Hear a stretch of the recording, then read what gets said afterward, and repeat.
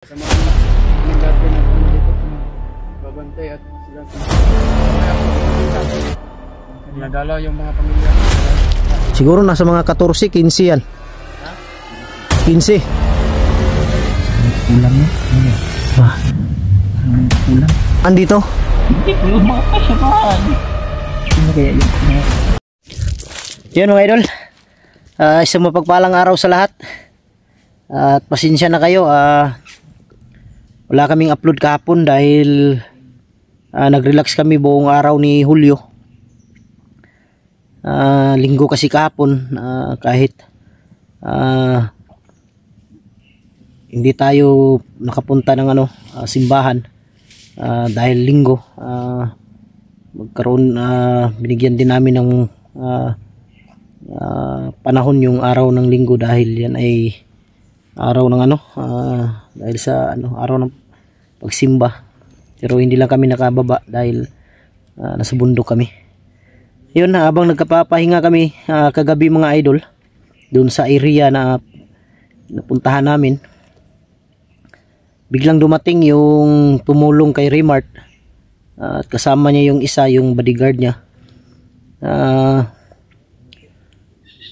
Doon kami nag-usap, nag-relax. Ang sabi niya, dadalhin ko kayo kung saan ngayon si yung kaibigan daw namin na si Remart. Dadalhin ko kayo, ako yung magiging guide ninyo. Kaya sinamahan namin siya. Di namin akalain ni Hulyo na sobrang layo pala tong narating namin. Puro puro may mga puno ng mangga.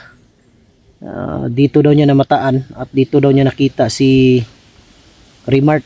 Dito daw tumakbo. Kaya yun, pinasama namin sila ngayon para naman mahirap kasi kung wala kaming guide. Napakalaking area po ng manggahan. Di ko alam kung may ari pa ba dito dahil may dito na puro mga damo na.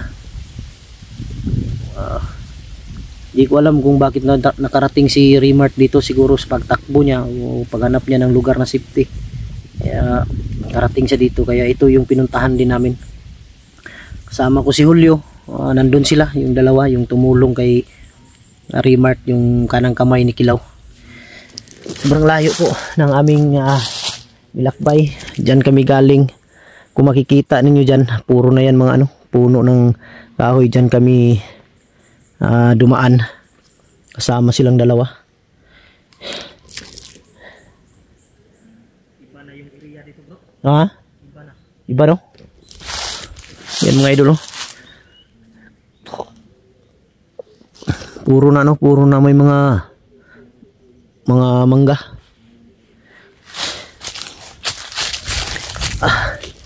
At yun, mega love shoutout sa lahat ng solid supporters natin dyan, sa lahat ng mga silent viewers,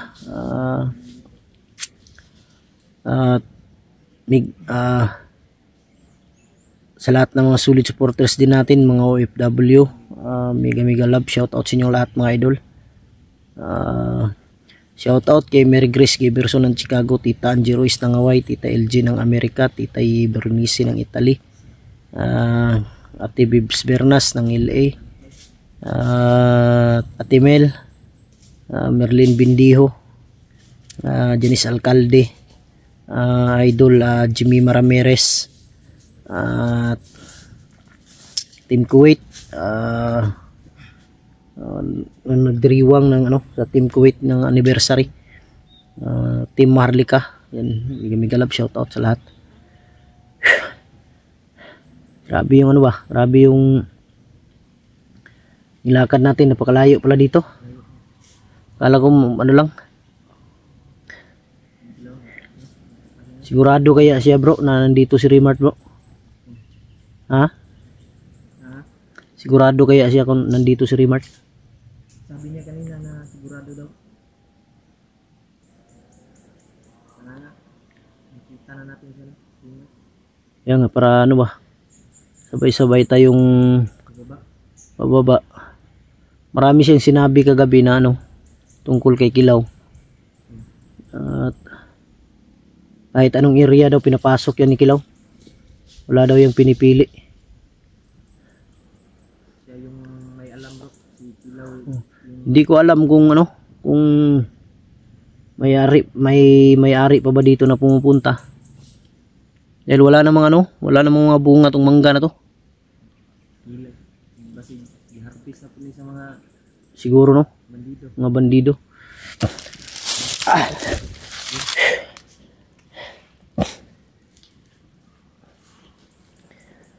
Ilan kayong dalawa dyan? Kailan kayo dyan? Ya bro, tulong atas lah bro.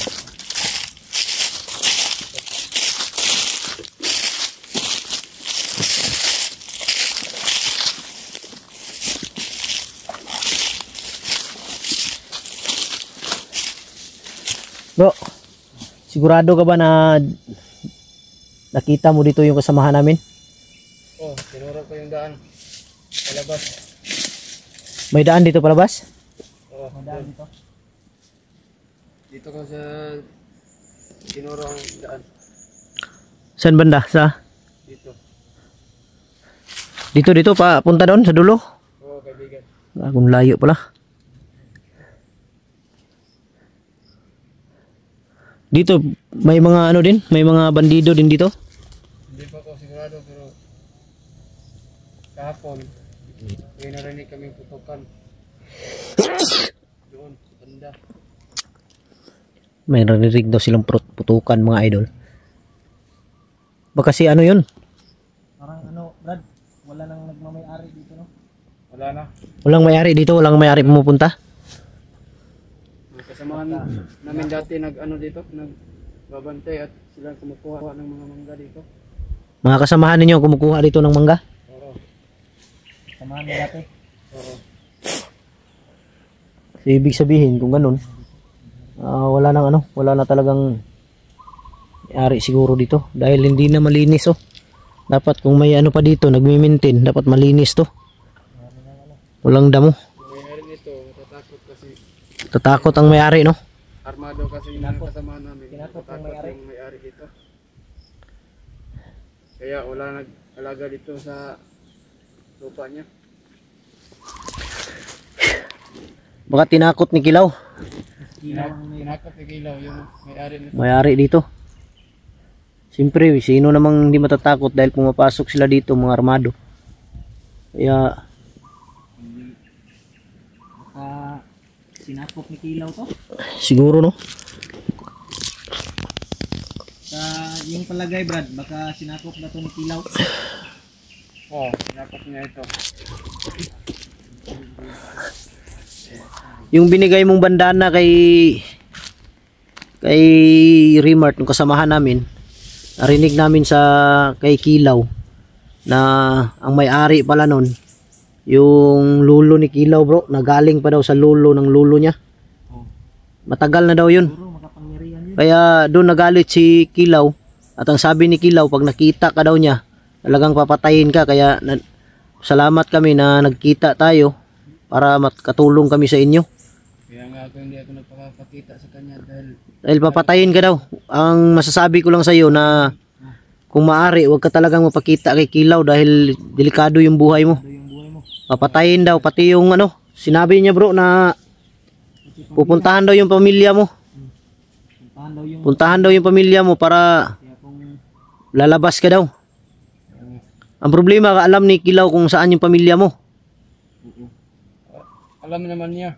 Patay. Dahil siya naman nagpunta sa akin doon sa Bundok, sa bundok. recruit ako dahil siyang nagbigay sa tawil na yun na may kapangyarihan.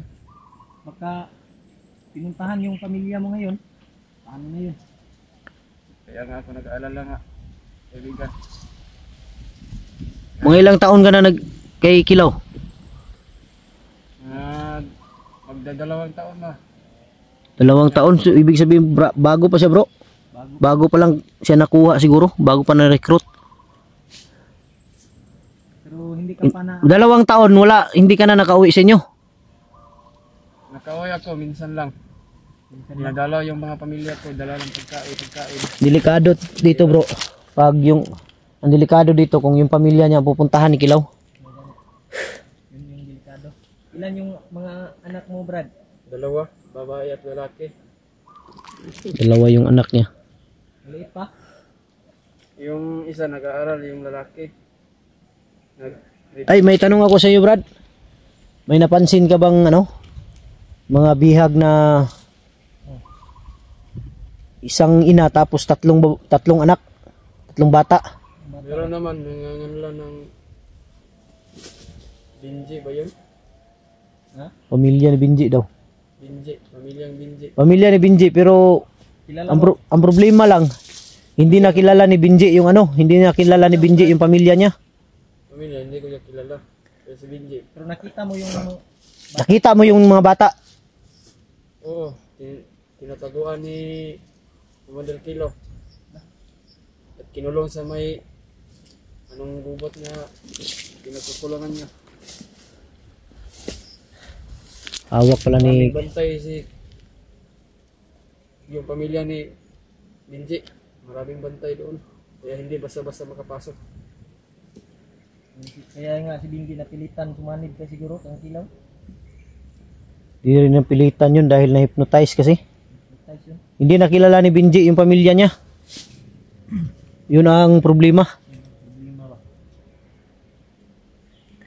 Baka kung makita namin ang una talaga namin ano dito Brad, makita namin si Remart, yung kasama namin. Pag makita namin, gusto ko sanang hilingin sa'yo na samahan mo kami. Puntahan natin yung pinagdalhan ng pamilya ni Binji para makuha namin ba sa tulong ninyo. Kung maaari lang. Okay lang sa'yo, Brad. Kung okay lang sa'yo. Okay lang naman, kaibigan. Para makuha namin yung mga bata ba.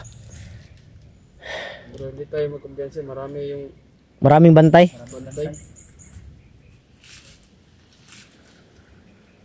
Problema dyan dahil si Binji sumanib na kay Kilaw. Problema diya, bro. Baka hindi tayo makilala ni Binji ba? Hindi nga ako kilala ni Binji. Yung sa kapangyarihan ni Kilaw ba? Siguro. Dahil sabi ni tinanong ko si Binji, hindi niya ako kilala.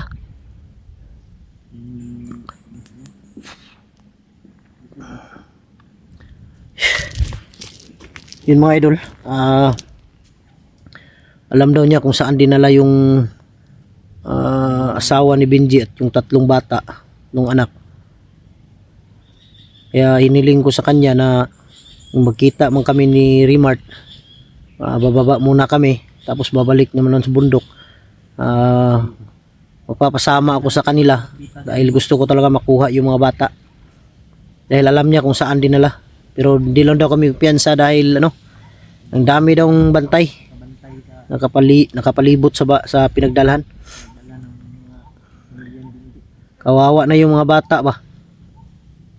Yun lang ang mga bata, yung kawawa talaga. Kaya kayo Brad, masasabi ko sa inyo na na kailangan nyo mag-iingat talaga. Dahil kung makita talaga kayo ni Kilaw, patay talaga kayo. Ganito na lang Brad, ang gagawin mo, kung may makita kang bandido, pwede mong kumbinsihin na sumama sa inyong grupo para grupo kayo na maaring lumaban din sa grupo ni Kilaw. Ganyan na lang gagawin mo. Dahil dalawa lang kayo, kailangan madagdagan kayo para kumbinsihin mo yung mga bandido na kasamahan mo dati na wala tayong makukuha dyan kay Kilaw. Away-away ba? Dapat kumbinsihin mo. Dapat kayo magsama-sama kayo para supuin si Kilaw. Ang problema lang, ayaw lang maniwala sa akin, kaibigan. Ayaw lang maniwala sa iyo. Hindi kasi yan hindi kasi yan ganito yan Brad, na hindi yan sila makukuha sa isang usapan lang. Kailangan paulit-ulit na gawin mo yan hanggang makuha mo ang kanilang loob. Lakas ka ba? Paliwanag mo sa kanila na ganito, wala kayong makukuha dyan kay Kilaw. Tayo lang ang ginagamit ni Kilaw. Gamit lang tayo, pati pamilya natin. Pamilya natin. Tapos pag namatay tayo, wala tayong mapapala dito. Ano tayo? May kasala mo ba? Patayin mo. Kasi hindi rin pwede na magsama tayo lagi. Dahil alam niyo naman na nakamonitor sila sa amin. Ngayon nakamonitor sila. Alam nila nakasama tayo ngayon, ikaw nagturo. Nandito ka. Ikaw nagturo ng daan na to. Kaya delikado din yung buhay mo ngayon. Kaya kung maaari, sana hiling namin sa iyo na kung kami ay bababa, kung makita ka namin, sabay ka namin pababa kayong dalawa. Para maging ligtas kayo ba? Para maging safe yung buhay ninyo. Ligtas yung buhay mo ba?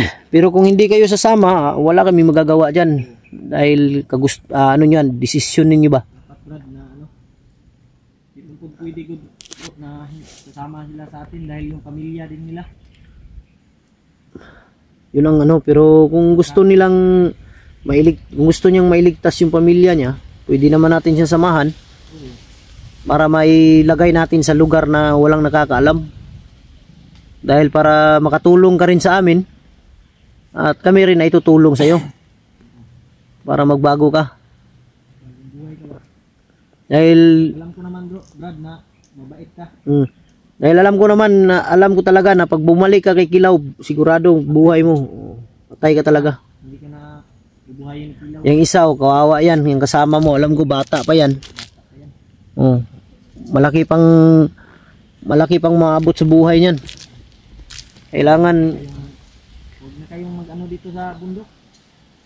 pag-isipan niyo mabuti yung yung kinabukasan ninyo. Kaya nga nagsisisi siya sa sarili niya kasi napilitan. Alam ko napilitan kayong sumama kay Kilaw. Alam ko dahil yan sa dahil sa takot ba? Takot yan. Takutin ba naman yung pamilya mo? Pag hindi ka sasama, patayin ko tong pamilya mo. Siyempre sasama ka. Dahil wala ka ring alam. No choice ka dahil wala ka ring alam na trabaho. Kaya dito ka sumama. Ang problema lang, pagsama nyo dito, wala kayong pera. Kung kung magkaroon man ng pera si Kilaw, sa kanya lang. Hindi kayo kasali. Yun ang problema. Kinikim-kim na yung pera niya. Hindi niya... Alam ko may pinagkukunang pera yan si Kilaw. Parang yan siguro bro. Siguro yan, kagaya nito. Malaking area to, alam niya may malaking kita. Siguro lapitan niya yung may-ari. Hingian niya o buwan-buwan ba o Kaya kung hindi magbigay, patayin. Kaya pag-iusap ko sa iyo, Brad, habang may panahon pa, habang kami handa kaming tutulong kahit anong Tulong sa inyo, Brad. basta yung pagbago ninyo lang, yung totoo ba? Totoo ba? Hindi yung gagaya ng iba na tinulungan na tapos biglang mag-tridor. Pangit naman yung ganun. Wala kaming pinipili basta kung sino yung gusto magbago. Kaya ay tinutulungan talaga namin. Ngayon, ang gagawin natin ngayon, maghiwalay tayo, dalawa kayo, dalawa kami. Kung sakali makita ninyo yung kasama namin, pwede kayong pumunta agad sa amin. Magsabi lang kayo na nakita ninyo para mapuntahan namin. Baka lang tayo ng area siguro bro. Doon lang tayo mamaya, doon lang tayo mag-abot. Para isa lang tayo ba? Pero pag oras na ng paglakad natin, kailangan hindi tayo magsama, hiwa-hiwalay tayo. Para hindi tayo dahil. Pero mag-ingat lang kayo, baka sigurado ako may mga bandido talaga dito. Baka may masalubong kayo. Unahan nyo na, huwag kayong pauna. Hiwalay muna tayo ngayon. Para siguro ako, tingin ko bata pa yung kasama mo ba? May ilang taon pa yan? ilang taon pa yan. Brad, ilang taon ka pa Brad? Siguro nasa mga 14, 15 yan. Ha? 15. 15 years old pa? 15 years old pa, nandito na sa bundok. Ikipaglaban sa walang kwentang bagay. Basta kami Brad, tulungan nyo lang kami. Tutulungan din namin kayo. Gusto lang namin makita yung kasama namin dahil lang araw na yun hindi nakababa. Mabuti na lang, pasalamat kami sa iyo dahil binigyan mo ng bandana na galing kay Kilaw na nakakatulong sa kanya. Maraming salamat Brad sa binigay mo na lakas sa... Salamat naman Brad. Yun, maghiwalay tayo. Hiwalay muna tayo ngayon. Dito siguro kami o dito ba? Depende lang sa atin ngayon, sa ating usapan kung saan kayo dadaan, saan din kami dadaan. Usapan natin para madali. Umari nito, mag-abot lang tayo sa may dulo siguro. Pero kailangan huwag kayong lalayo dahil kami unang pasok namin dito, hindi namin alam yung area. Pagka kami maligaw ba. Alam ko naman dito mas tayo bago kayo. Pero hindi tayo pwede magsama. Kaya nga, baka maligaw kami. Tapos wala tayong kontak. Ano lang. Oo, kaibigan. Maraming salamat. Yun mga idol. Kaibigan. Kayo, kaibigan. Butin lang, sinamahan kami. Yan tol. Ikutin namin tong area na to Yung dalawa. para makita namin si Remart kung saan siya banda. Dahil sigurado daw siya dito daw si Remart niya na mataan. Yun, maraming salamat mga idol. Abangan nyo po ang video, tapusin nyo po ang video na to hanggang dulo. Maraming salamat. God bless ating lahat. I love you all.